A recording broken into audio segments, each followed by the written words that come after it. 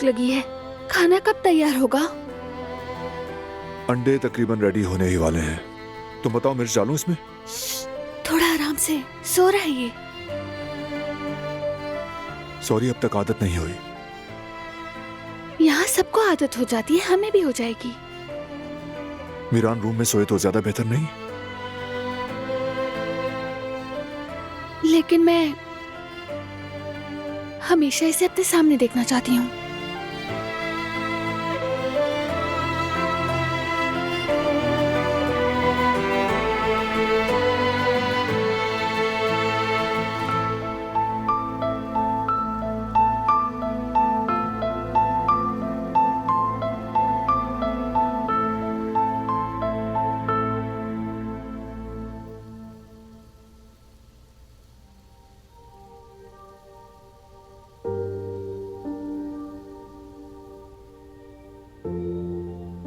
तुम उसे तलाश कर लोगे ना?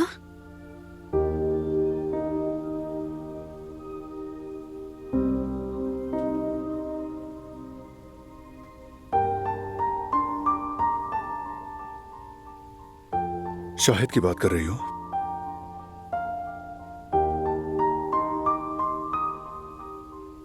उसे ढूंढ लूंगा यकीनन, लेकिन तुम्हें परेशान होने की जरूरत नहीं। बात हो गई थी ना? हाँ, बात हुई थी। लेकिन बारान, हमारे बेटे को देखो ना। जब इसे यूं बेफिक्री से सोता हुआ देखती हूँ तो डर लगता है इसे कोई तकलीफ ना पहुंचे।